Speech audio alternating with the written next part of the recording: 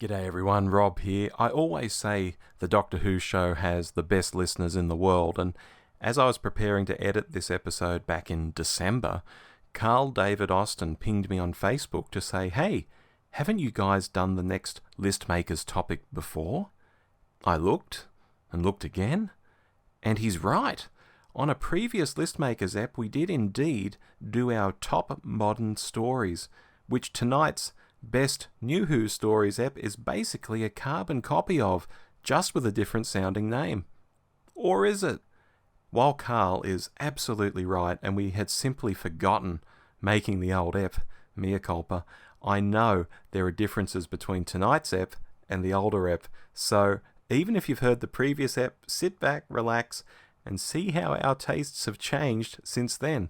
Many Doctor Who fans will know that the list you make today won't always be the list you make tomorrow, and so it is with tonight's episode. Anyway, enjoy, hope you're loving 2023, and again, mea culpa.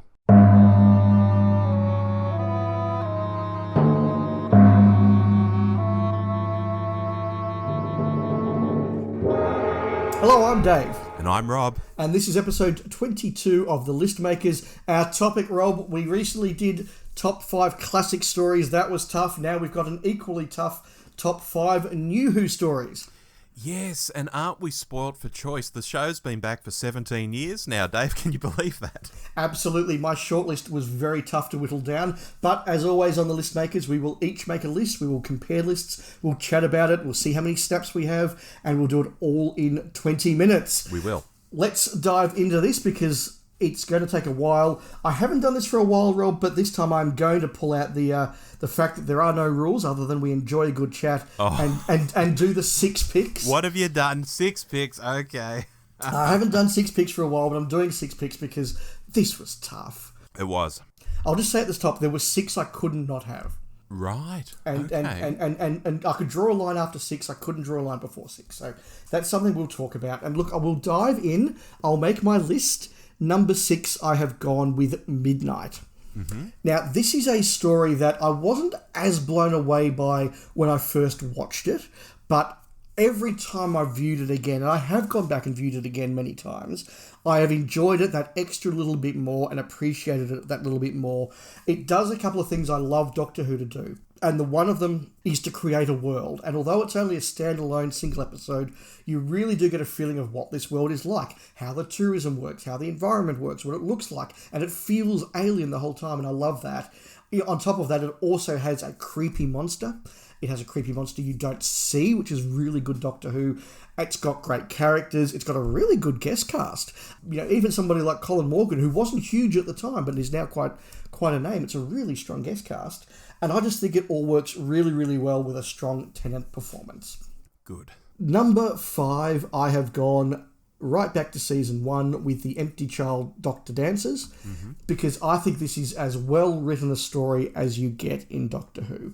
You have that classic going back in the past to World War II, but as usual with Doctor Who in World War II, it's not the Doctor in Germany fighting Nazis, it's a different aspect of World War II, in this case, what it was like living through the Blitz. Again, really strong guest cast that blew me away at the time, really good characters, really creepy.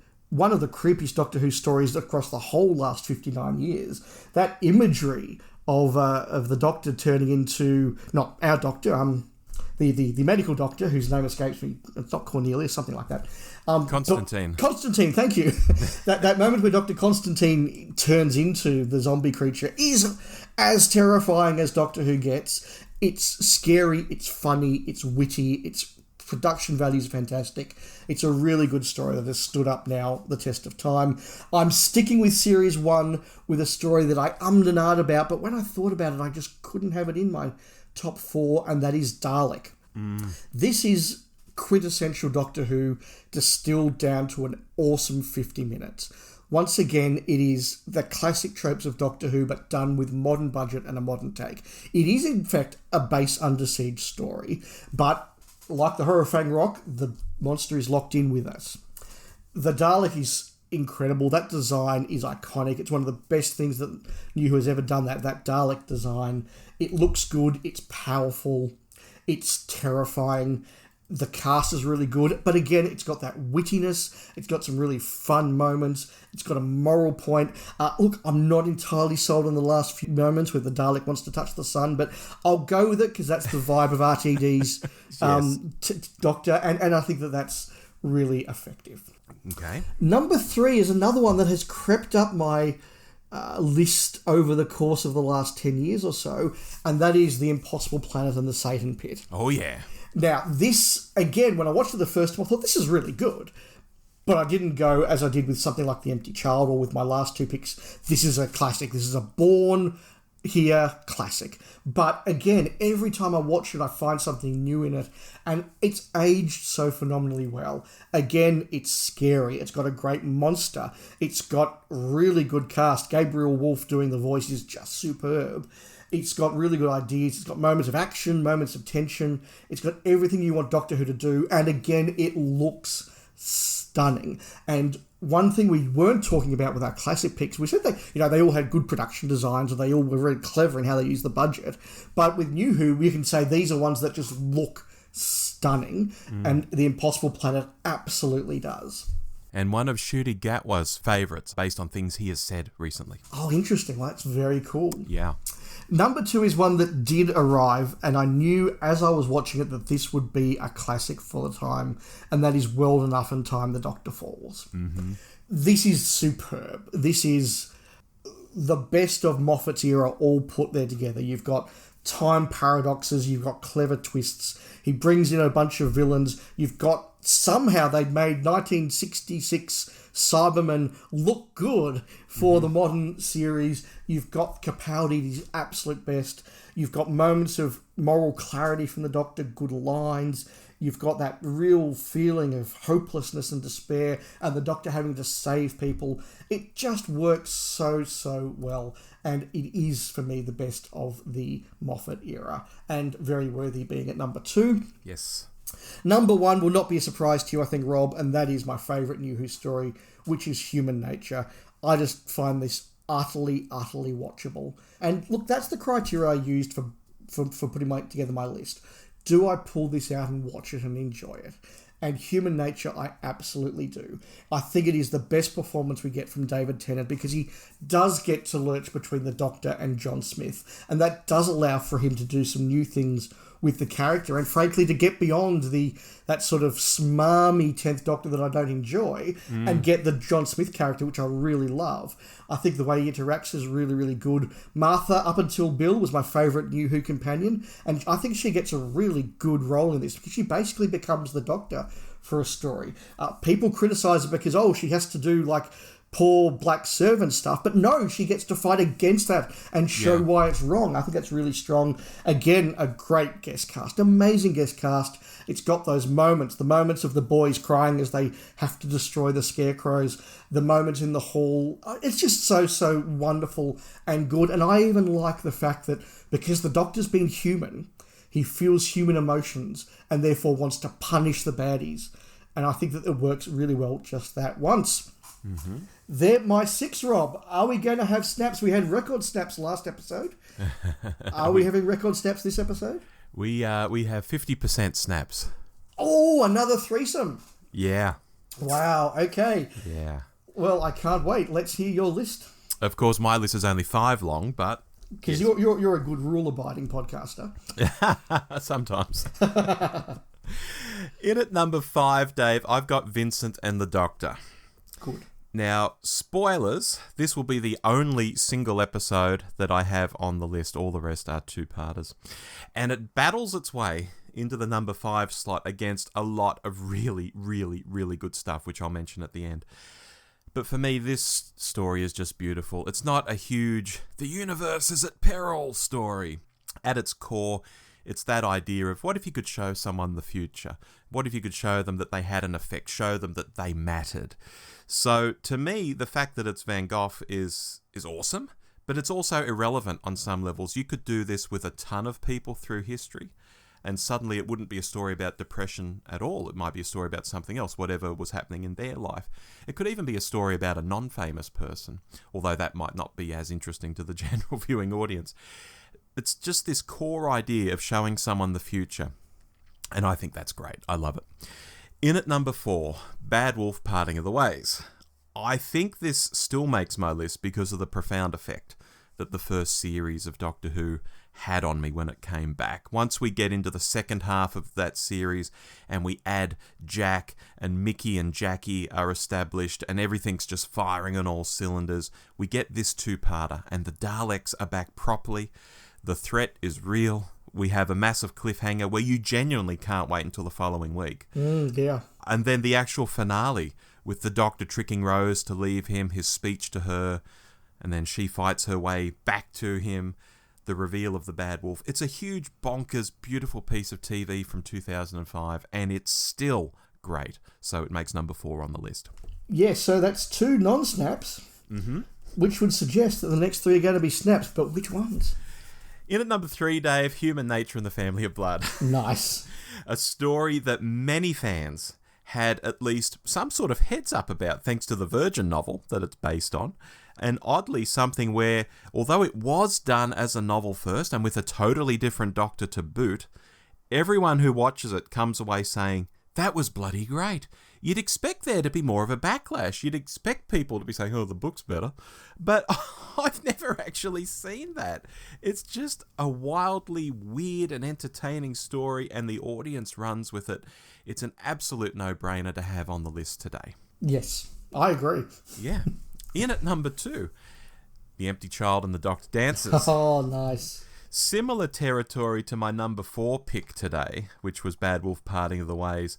We're back in that first series. We're meeting Jack for the first time. His personality is just blowing everyone else off the screen. He's this pansexual Han Solo con man who can walk and chew bubblegum at the same time. He's breaking hearts.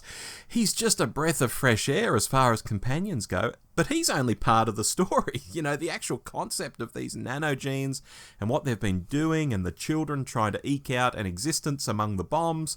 It's a very, very good setting. It's a very interesting tale. And although it will become annoying later on in the series, and I mean future series, not just this one series, the idea of everyone living is just joyous here.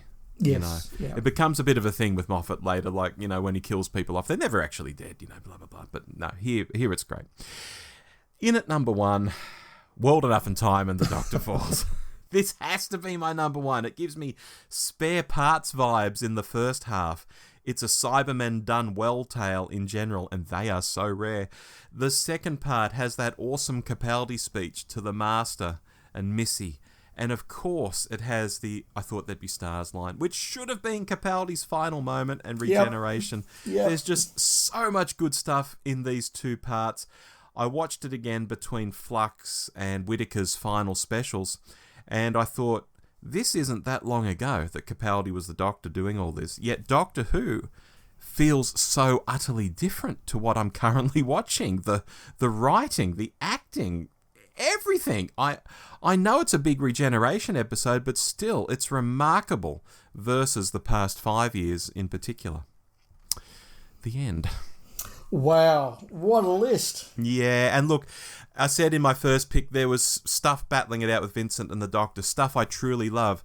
Amy's Choice, A Christmas Carol, The Doctor's Wife, Mummy on the Orient Express, Midnight, which was one of your picks, School Reunion, Father's Day. None of those are here.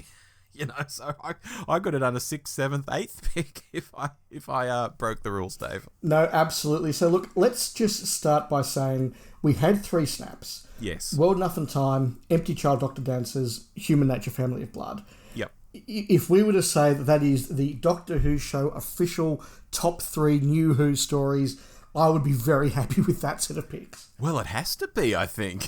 Yes. You know, and I agree with that. If I was trying to introduce someone to Doctor Who, I might not start them with World Enough and Time and the Doctor Falls because there's so much tied up in it, like Missy's arc and all of that sort of stuff. But I would happily put on Empty Child and the Doctor Dances or something like that. Yeah, and 2 Stephen Moffat scripts out of those 3. Yeah. And a couple of Russell T Davies in with our picks as well, though not quite as high. Rob, we both talked about trying to sort of fit things in. And the big thing that I had was when I looked at my list, it was very weighted towards the earlier part of the new series, with World Enough and Time being a standout sort of from the Moffat era, Mm-hmm. I did look at what was missing, and I had Vincent and the Doctor competing for that last slot because I think it is the best Matt Smith story, and I also had Amy's Choice, which I think is another really good Matt Smith story. So that was competing, but I couldn't knock anything off the 6 for it.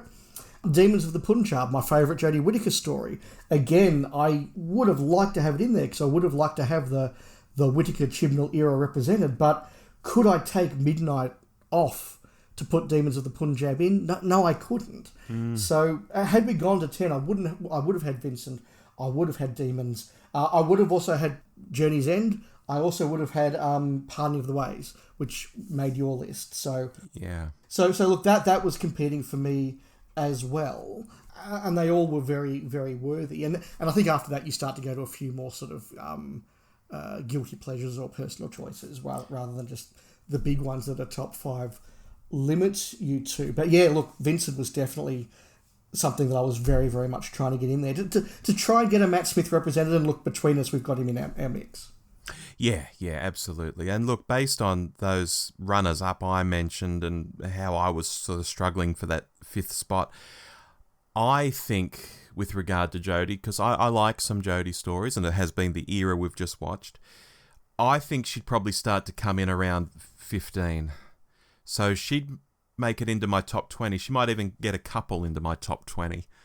But it is the earlier stuff, and look, for me, there are 4 episodes technically from the first series 17 years ago, and I mentioned in my comments on Bad Wolf Parting of the Ways that series did have a profound effect on me, especially when we got to the second half, and I was like, oh my god, Doctor Who is back, it is good, I'm not embarrassed by it, I could show this to other people, and I actually did. Whereas more recent series of Doctor Who, I might not be doing that. I'm not calling friends and saying, come over and watch this thing called Flux. It's great. Yeah, and look, that's something I didn't mention when I was talking about Dalek, is that, again, that personal connection for me, because I've said it before on many podcasts. I watched Rose and thought, this is pretty good. I watched the next couple and thought, oh, this isn't bad. Watched the Slovene 2-parter and going, look, it's a well-made show. I'm not sure it's for me. Watched Dalek and gone, okay, I'm in. Yep. I'm all in with this. And then after that, it was Dalek, it was Father's Day, it was Bad Wolf Parting of the Ways, it was Empty Child, Doctor Dancers. Like, it just blew us away from then on. And Dalek really was, for me, the moment the new series landed, which is a big deal. But the other point I wanted to make, sort of feeding off what you said there, Rob, is that the earlier seasons have an advantage in a list like this. Because if one of my criteria is, have I put this on many times? Is it one that I go back to? Is it one that I enjoy more every time I watch it? Well, the stuff from 2005 has had 17 years for me to let it digest and to watch it and to pull it out. Impossible Planet has had 16 years. Human Nature's had 15 years. These are all stories that have had a lot of time to settle in the memory and just to be watched again and again, pulled out when you want to just watch a piece of classic Doctor Who and enjoyed and appreciated more. Whereas, have I only watched Demons of the Punjab once? Yes, I have. Have I only watched Prisoner of the Judoon once? Yes, I have. Now, I suspect probably over summer I'm going to go back and rewatch some of those classic Jodies that I remember well and see how they aged and see how they feel. Does Fugitive of the Judoon work as well on the second and third viewing? Or once you know what's coming, is it like, well, okay, I know what's coming now, this isn't as good? Or are those interactions fantastic? That's something I want to see. Does Demons of the Punjab land in my heart as strongly on repeated viewings as it did the first time? I don't know. I get what you're saying, and you're being very kind to the current era, but I'll counter it with the flip side of the coin, which is this. I watched that Eccleston series, and I watched the first Tennant series and such, and as soon as the DVDs came out, I bought them and rewatched, and then rewatched again within probably the next year or two. With the Whittaker era, I have bought each series as it's come out on disc, but I've not opened any of them. And now we're going back some years to that first series of hers, and I still haven't had the motivation. Even though I've bought the thing, it's arrived in the post. Do I want to watch it? No. So in the early days, yes, we've had more time to watch these things, but I actually had motivation to start watching them almost immediately as the discs arrived. I still don't have that motivation with Whittaker, which is not to say I won't have it one day. Maybe in another year or two. I don't know. And look, maybe we're just burying the lead in some ways by sort of looking at the stuff we didn't pick and maybe apologising for it by saying the thing about the RTD era, love it, hate it, whatever, is that it is incredibly watchable. Yeah. And so it is very easy to go, I'm going to pull that one out and I'm going to watch it. And you know, I will pull out Dalek and go, that was really enjoyable. And it, particularly if you're streaming, it says, and the next episode's playing in 3, 2, 1. You go, you know what? I'll watch the next one too. And then suddenly you've got, oh, well, Father's Day's next. I really want to watch that. Oh, now the empty... And you just sort of keep going. Mm-hmm. But look, as I say, I didn't think that stuff like Midnight Impossible Planet was a story that I sat down and as I watched it, I've gone, this will be in my top 5 forever, compared to World Enough and Time, which I did sit there and go, this is a classic. Yeah. So I think that those ones have built up in the memory. All I'm saying is I'm giving the Whittaker era time to build up in the memory. But look, that notwithstanding, I am not apologising for the picks we've had. I think between us we've had 7 picks. Mm-hmm. So look, really, really strong lists there. And I'm very happy, particularly with that top 3 that I think we both snapped on. Yep. Concur. Well, that has been distilling the whole of the new series down to a few classics. You may or may not agree with us, and look, given the variety, you probably don't. So let us know what your picks would have been and what you thought of our combined top 3. But once again, we are reaching into Turlo's Hat of Rassilon, and... Here we go. This is the first, Rob. Oh, okay. We have a split topic. Oh, tell me more. For this one, Rob is going to give us his top 5 Eighth Doctor Adventures books, and Dave is going to give his top 5 Virgin New Adventure books. Crikey, okay. So top 5 of those Wilderness Years books, one from each of our favourite sets. Okay, I can think of my top 2 straight off the top of my head. I can think of my top 10. Of course you can. I've used my 6 now. I try never to go back to back on 6s, so I'll be tight next time. But look, we're well and truly run out of time. Thank you for listening. I've been Dave. I've been Rob. We'll make some more lists soon. Bye-bye. Goodbye.